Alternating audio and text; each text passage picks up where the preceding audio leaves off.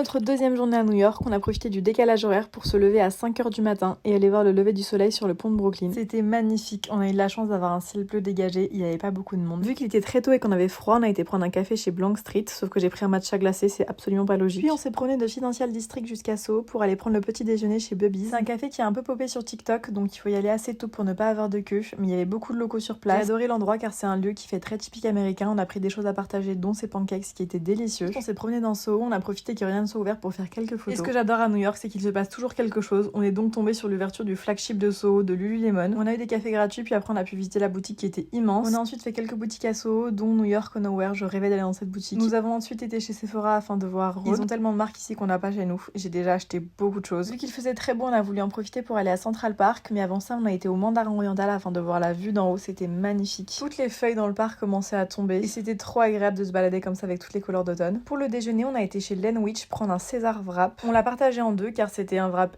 énorme, mais c'était super bon. Pour le dessert, on a été chez Good Sugar, c'est un endroit où on trouve des pâtisseries sans sucre raffiné et sans produits transformés. Le décalage horaire commençait à se faire ressentir, on a donc été se reposer un petit peu à l'hôtel avant de ressortir pour le sunset. Nous avons été nous promener à la High Line, c'est certainement un de mes endroits préférés de la ville. Pour terminer cette journée, nous avons été dîner chez San Marzano, c'est un restaurant italien qui est situé à East Village. On peut choisir notre type de pâte et la sauce qu'on veut avec, c'était délicieux et c'est un prix super abordable pour New York. Et après ce dessert énorme, on est rentré dormir. Bisous!